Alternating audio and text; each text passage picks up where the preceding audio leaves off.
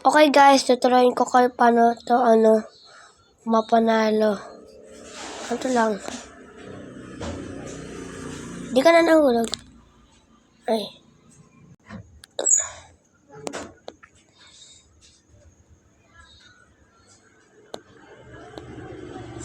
Huwag mo madaya guys. Isa pa.